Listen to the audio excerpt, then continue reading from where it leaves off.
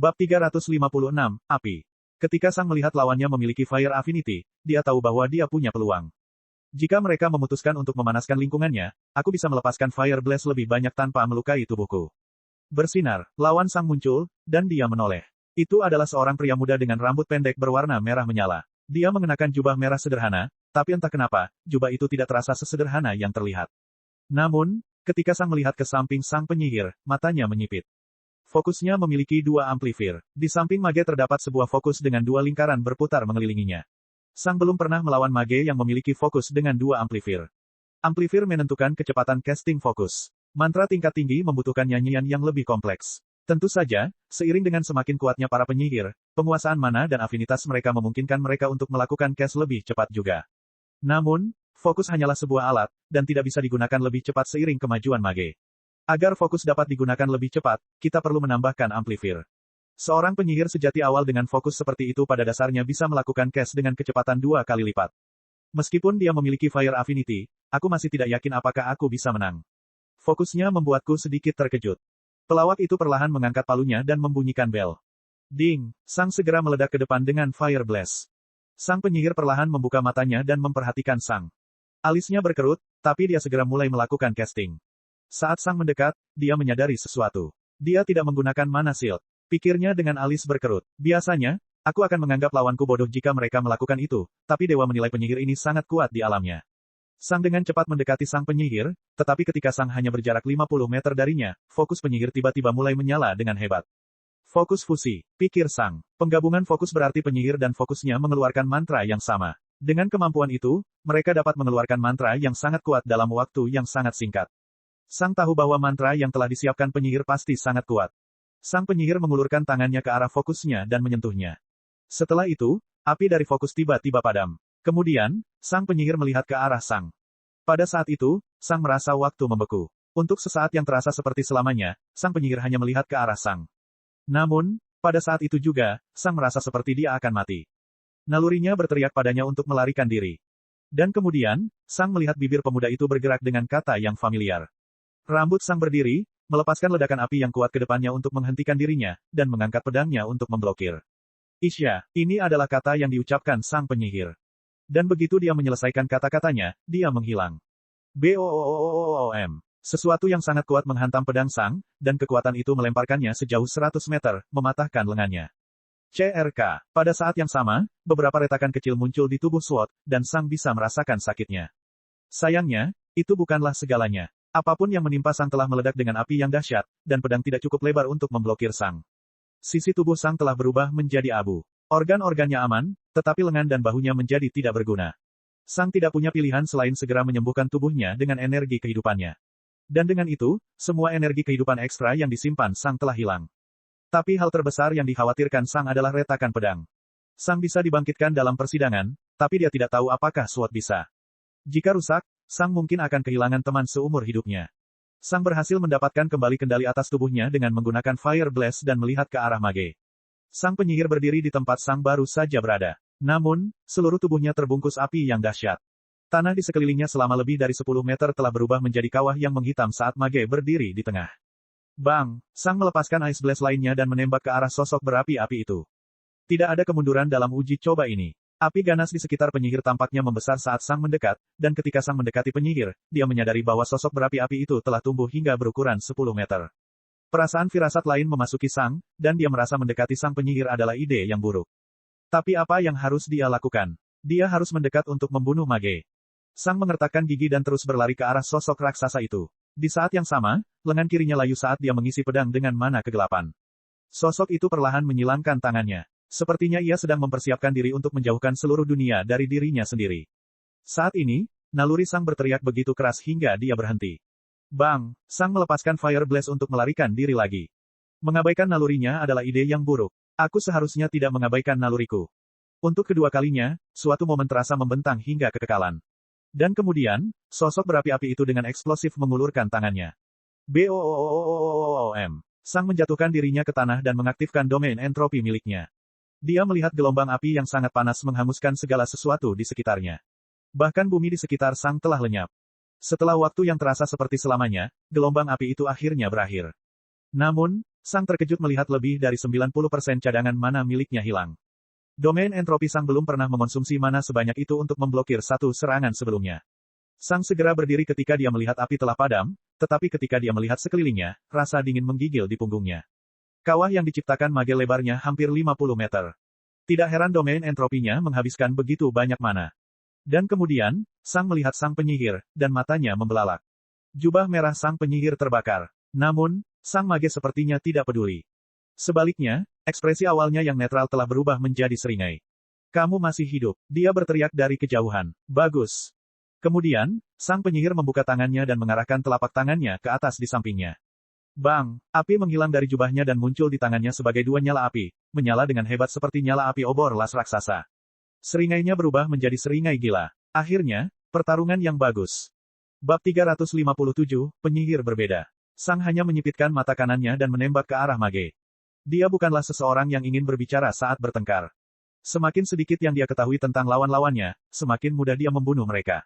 Saat Sang mendekat, sang penyihir hanya tersenyum lebar dan mengarahkan salah satu dari dua api ke arahnya.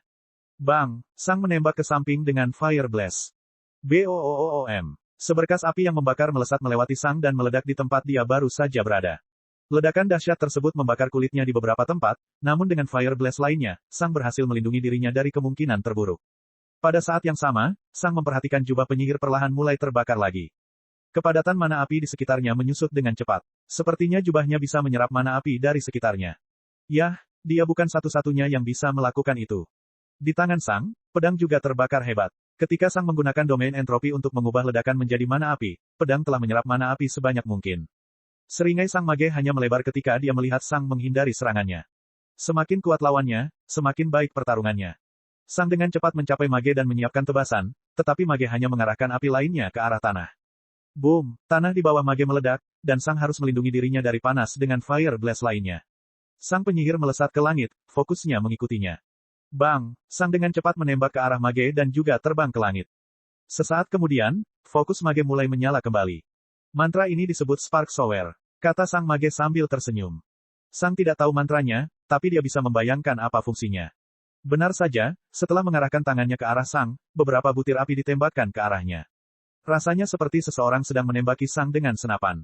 Bang! Sang dengan cepat mengubah lintasannya dengan Fire Blast lainnya, tubuhnya meninggalkan kabut dingin. Dia sudah berada pada batasnya dalam hal suhu tubuhnya. Sungguh ironis bahwa tubuh Sang mulai membeku saat melawan penyihir api. Sang berhasil menghindari sebagian besar pelet, tetapi beberapa di antaranya masih mengenai dia. Bang! Bang! Sang memblokir dua pelet dengan pedangnya, tapi dia harus memblokir yang terakhir dengan Ice Blast. Di satu sisi, Sang tidak terluka, namun di sisi lain, sudut pelepasan Ice Blast membuatnya semakin menjauh dari sang mage. Karena mundurnya mantra tersebut, penyihir api naik lebih tinggi ke langit saat Sang mendekati tanah. Bang! Bang! Sang dengan cepat melepaskan dua ledakan es untuk menembak ke arah penyihir di langit lagi, tubuhnya tidak lagi berada di ambang titik beku. Namun sesaat kemudian, sang mage telah menyiapkan mantranya sendiri. Membakar salib, dia berteriak. Kenapa dia meneriakkan nama serangannya? Apa dia tidak tahu kalau ini membuatku lebih mudah menghindarinya? Benar saja, sesaat kemudian, sebuah salib yang terbuat dari api putih melesat ke arah Sang. Bang! Sang menembak ke samping, dan umpan silangnya nyaris tidak mengenainya. Namun, suhu di sekitarnya masih meningkatkan suhu Sang. Bang! Sang melesat ke arah langit lagi. Bang! Mata kanan Sang melebar saat melihat ledakan api muncul di belakang mage. Dan sesaat kemudian, sang penyihir muncul tepat di depan Sang, senyuman gila di wajahnya. Dia telah melakukan hal yang sama seperti Sang. Terlebih lagi, bukannya mundur, sang penyihir malah datang ke arah Sang. Dia belum pernah melawan seorang mage sebelumnya yang ingin mendekatinya selama pertempuran. Dan kemudian, Sang memperhatikan tiang api yang menyala-nyala di salah satu tangannya. Pilar itu hampir tampak seperti tombak atau pedang. Dan seperti pedang, penyihir itu menebas ke arah Sang. Ketika Sang melihat serangan itu, dia menyadari semua rahasianya. Pelatihan panjangnya dengan guru Mervin bukannya sia-sia. Sang tahu persis bagaimana serangan itu akan terjadi dan apa yang akan dilakukannya. Sang menggerakkan pedangnya ke arah asal serangan.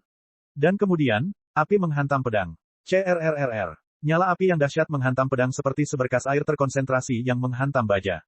Dan kemudian, Sang menggerakkan pedang di sepanjang tebasan. Dia tahu bahwa ini bukanlah senjata sungguhan, dan dia juga tahu bahwa serangan itu tidak akan mengikuti aturan senjata sungguhan. CRRRR. Benar saja, saat tebasan berlanjut, pedang tetap berada di jalur api. Jika ini adalah senjata biasa, senjatanya akan terpental. Pedang yang terbuat dari api tidak bisa menghalangi sesuatu begitu saja. Hal ini akan terus berlanjut. Jika Sang hanya memblokir serangan itu, pedang api itu akan membakar tubuhnya menjadi beberapa bagian. Ketika tebasan itu melewati Sang, dia melepaskan Fire Blast lainnya. Bang! Sang melesat ke depan dengan sikunya yang terulur. Dari jarak sejauh itu, Mage tidak akan bisa menghindar. Terlebih lagi, Mage belum pernah mengaktifkan mana shield miliknya. Siku Sang mengenai dada sang penyihir, tetapi mata kanannya menyipit ketika dia melihat lingkaran sihir muncul di jubahnya. Jubahnya memiliki pertahanan yang sama dengan armorku. Biasanya, penyihir tidak membeli armor semacam ini. Lagi pula, jika seseorang benar-benar berhasil mengenai tubuhnya, itu berarti mana shieldnya telah rusak, yang berarti mereka kehabisan mana, yang berarti mereka akan segera mati. Biasanya, penyihir membeli jubah dengan lingkaran sihir yang mempercepat generasi mana mereka. Namun, penyihir ini telah membeli baju besi seperti itu. Sang penyihir dan Sang hancur berkeping-keping karena kekuatan serangan Sang. Sang penyihir terbatuk sedikit karena kekuatan yang baru saja dialami tubuhnya. Meskipun dia adalah penyihir sejati yang kuat, tubuhnya tidak bisa dibandingkan dengan milik Sang. Jika serangan Sang benar-benar mengenainya, Mage itu akan hancur berkeping-keping. Itulah yang kudapat dari pertarungan jarak dekat dengan seorang fisikawan, gerutu Sang Mage dalam hati. Di saat yang sama, lengannya terulur lagi. Jubahnya sudah terbakar hebat lagi. Bab 358, Alam Semesta. Fokus Sang penyihir mulai membara lagi. Bola api, teriak Sang penyihir. Sesaat kemudian, bola api besar keluar dari fokus, tepat menuju Sang. Bang! Sang menghindar ke samping dengan Fire Blast. Versi jarak jauh. Sang Mage menambahkan sambil menyeringai. BOOOOM. Alih-alih melanjutkan, bola api itu meledak tepat saat melewati Sang. Kaki Sang terbakar parah, dan kulit di sekujur tubuhnya tidak membaik. Dia tidak menyangka bahwa Mage bisa meledakkan bola apinya dari jarak jauh. Untungnya, sedikit mana Sang yang telah beregenerasi selama pertarungan memungkinkan dia untuk menyembuhkan tubuhnya, tapi dia kehabisan mana lagi. Bang! Meski begitu, Sang terus menembaki lawannya lagi. Saat ini, dia sudah agak dekat. Hanya berjarak 20 meter di antara mereka. Bang! Sang penyihir juga mengeluarkan Fire Blast versinya sendiri untuk melarikan diri, tetapi Sang terus menyerangnya. Dibandingkan dengan Sang, Mage harus menggunakan mana miliknya sendiri setiap kali dia melakukan itu. Beberapa bara api kecil tertinggal saat dia mundur. Saat Sang mengejarnya, penyihir itu berbalik sambil tersenyum. Tambang api. Lalu, dia menjentikkan jarinya. BOOOOM. Salah satu bara api kecil meledak dengan hebat saat Sang melewatinya. Sisi kanan tubuh Sang menjadi hitam, dan lengan kanannya menjadi tidak berguna. Sang hanya bisa mengertakkan gigi. Dia tidak punya mana untuk menyembuhkan dirinya sendiri lagi. Mage memperoleh beberapa meter karena serangan ini. Kau tahu, rasanya tidak adil kalau kau bisa mengendalikan suhu tubuhmu. Sang penyihir berteriak pada Sang sambil mundur. Kalau tidak, aku akan menggunakan domain apiku. Alis Sang berkerut. Kamu punya domain? Dia bertanya. Ini adalah pertama kalinya Sang berbicara selama pertarungan. Bang! Sang bergerak ke samping lagi saat dia menghindari sorotan api yang terkonsentrasi. Namun, lengan kanannya kini terbakar abis. Dia tahu bahwa penyihir sejati memiliki kemampuan yang mengerikan untuk meregenerasi mana berkat ketenangan mana, tetapi penyihir ini telah melancarkan serangan beruntun dengan kekuatan yang kuat ke arahnya. Sang yakin bahwa Mage menggunakan mana lebih banyak daripada yang dia generasi. Bukan jenis domainmu, balas Mage itu. Itu mantra yang aku temukan. Itu membuat lingkungan sekitar menjadi sangat panas. Pokoknya, ini waktunya mengakhiri pertarungan ini. Dia berteriak sambil menyeringai. Sang tidak menjawab. Saat ini, 3 bola api melayang di sekitar Mage. Dia telah mempersiapkannya saat dia mundur dari Sang.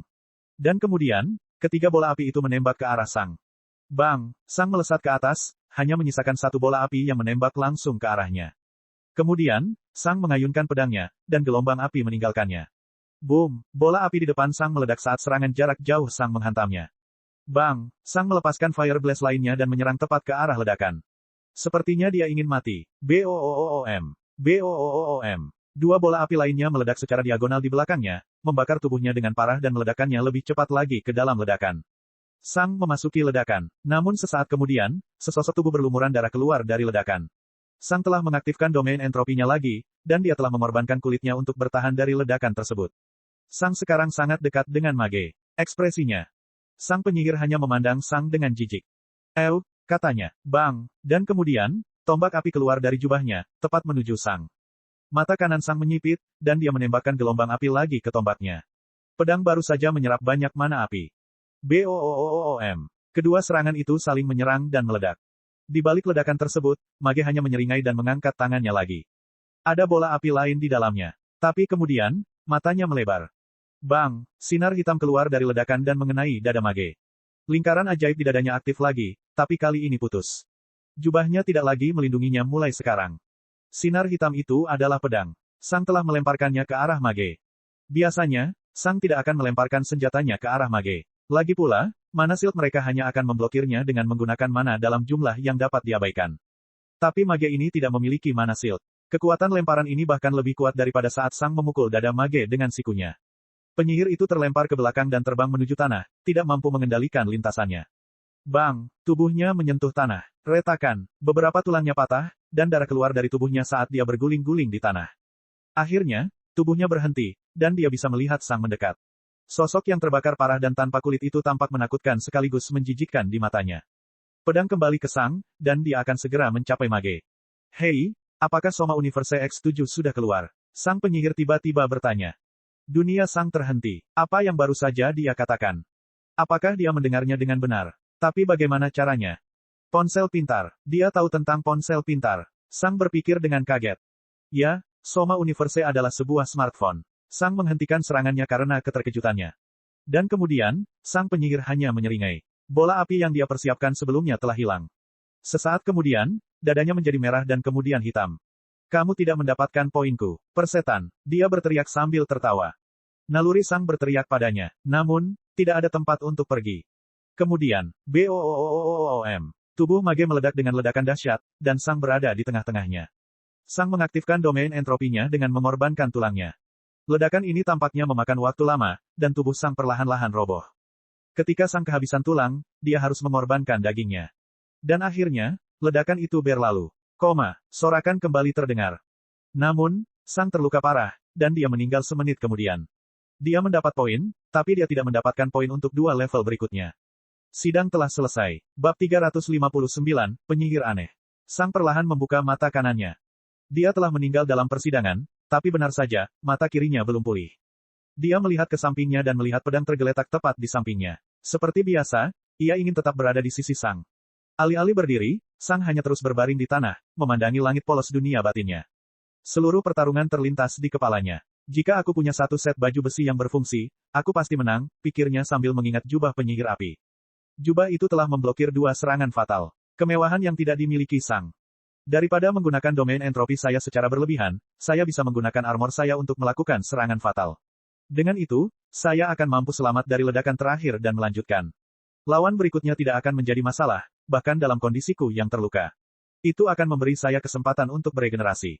Benar saja, peralatan juga merupakan bagian dari kekuatan. Dan kemudian, pikiran Sang tertuju pada beberapa kata terakhir yang diucapkan penyihir api. Penyihir api berhasil mengejutkan Sang dengan mengatakan sesuatu yang hanya diketahui oleh seseorang dari bumi. Namun, dewa secara khusus membawa orang-orang ke dunia ini untuk menghentikan para penyihir agar tidak terlalu kuat, dan penyihir api itu pastilah seseorang yang sepenuhnya fokus pada jalur sihir. Jika penyihir api tidak mengatakan hal seperti itu, Sang akan membunuhnya sebelum ledakannya menjadi terlalu berbahaya. Sang mengerutkan alisnya saat dia memikirkan kembali bagaimana perilaku penyihir selama pertarungan. Dia sangat berbeda dari semua lawan yang pernah dihadapi Sang sebelumnya. Dia bahkan menyebutkan nama serangannya. Selain itu, dia suka berbicara selama pertempuran. Perilakunya tidak biasa. Sang menoleh ke kanannya dan melihat si badut menatap Sang sambil tersenyum. Bolehkah menjelaskan apa yang terjadi dengan pria itu tadi? Kupikir kamu tidak ingin para penyihir menjadi lebih kuat, kata Sang. Pelawak itu hanya terkekeh. Kamu benar, katanya. Namun, dia tidak biasa. Dengan cara apa? Sang bertanya. Proses berpikirnya sangat impulsif, terkadang tidak rasional, dan bahkan acak-acakan, jelas si pelawak. Aku mencoba untuk tidak membaca pikiran kalian, tapi mau tak mau aku secara tidak sadar menggabungkan semua petunjuk yang kalian tunjukkan ke dalam sebuah gambar yang secara sempurna mewakili dirimu saat ini. Namun, ketika saya benar-benar berbicara dengannya, saya terkejut lebih dari sekali. Bukannya mengikuti arus, dia langsung mengeluh beberapa kali dan mengatakan kepada saya bahwa dia tidak akan melakukan apa yang saya inginkan. Pelawak itu mencibir. Tentu saja, saya menunjukkan kepadanya bahwa dia tidak memiliki kekuatan, dan dia akhirnya menurutinya.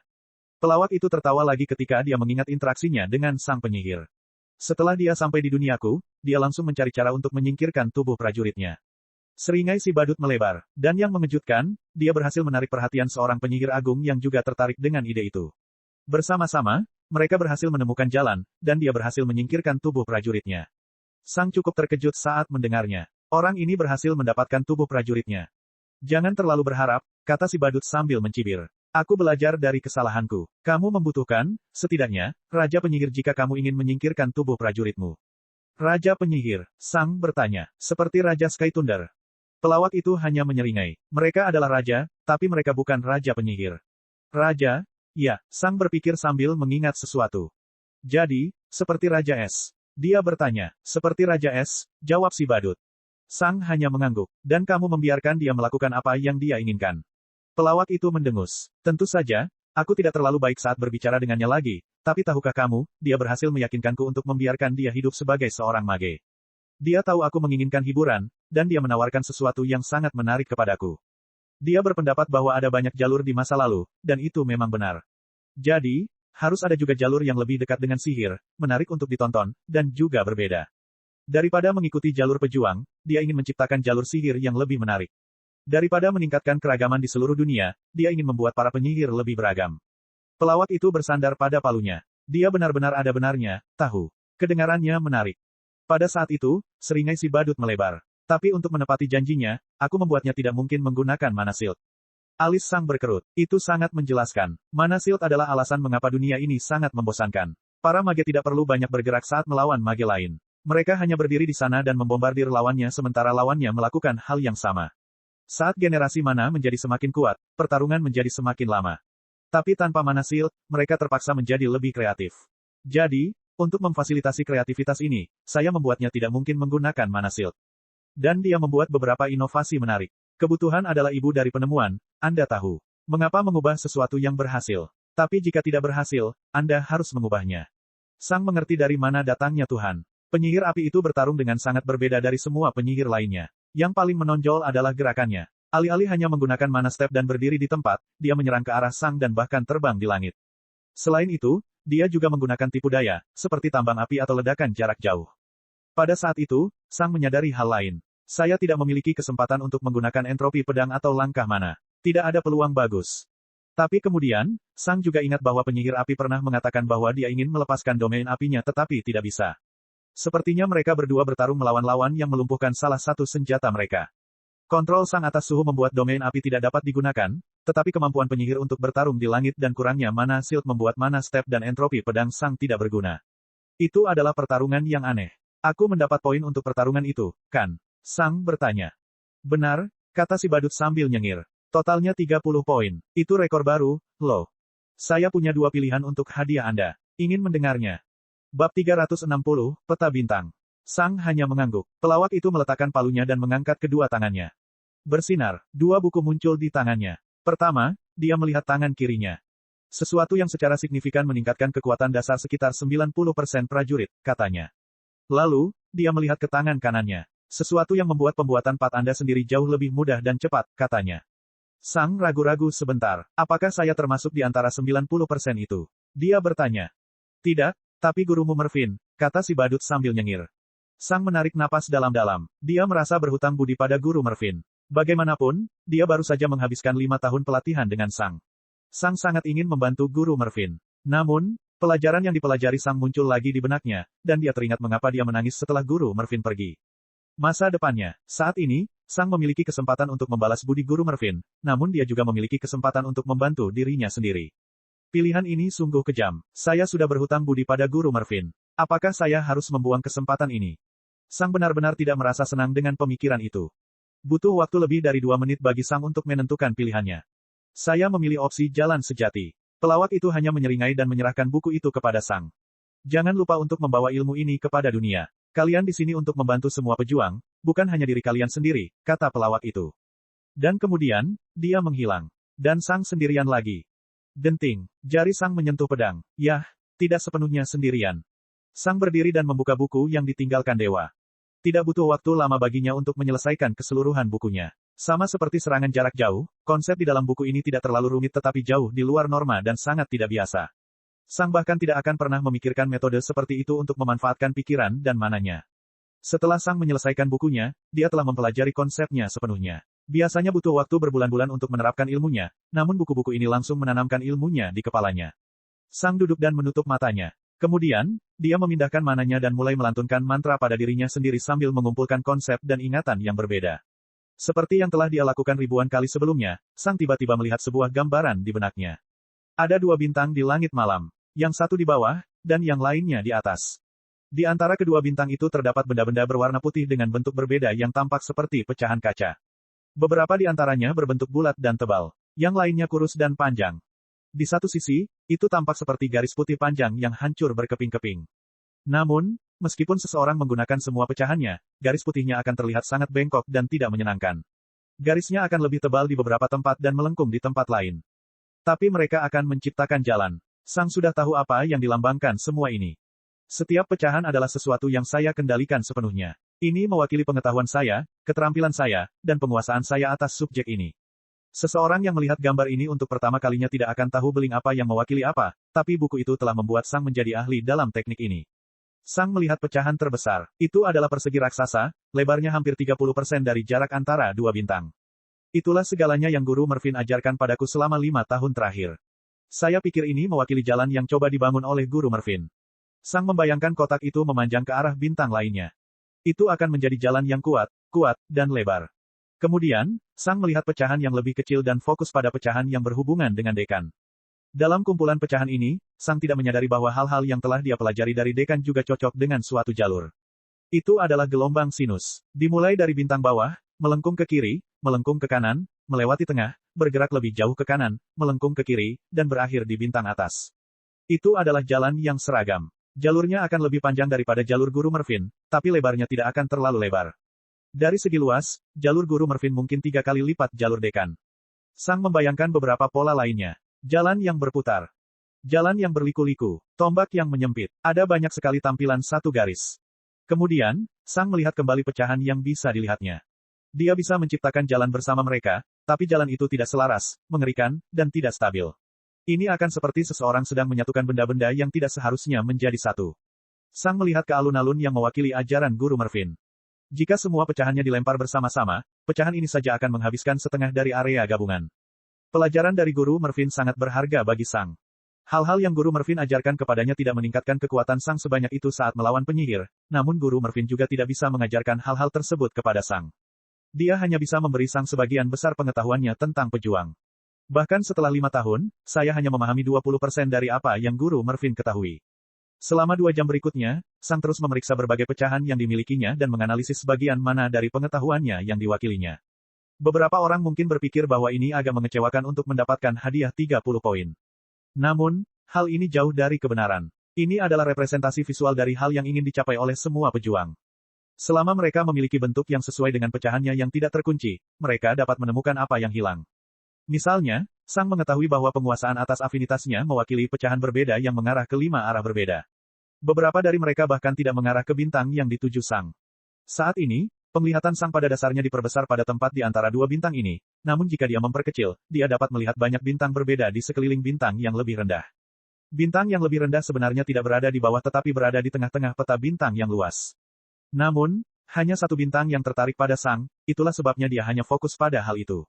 Bintang-bintang lainnya mewakili senjata lain, gaya bertarung lain, afinitas lain, dan beberapa hal lainnya. Hanya dengan melihat gambar ini, Sang dapat belajar banyak tentang hal-hal yang dia ketahui dan hal-hal yang tidak dia ketahui. Daripada harus berlatih secara membabi buta dan menemukan inspirasi, Sang dapat melihat kemajuannya dan menyesuaikan pelatihannya. Benar saja, jika teknik ini tersedia untuk semua prajurit, jumlah prajurit tahap jalan sejati akan meningkat dengan sangat cepat.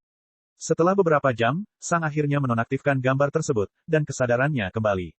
Benar saja, peta bintang bernilai 30 poin, katanya dalam hati.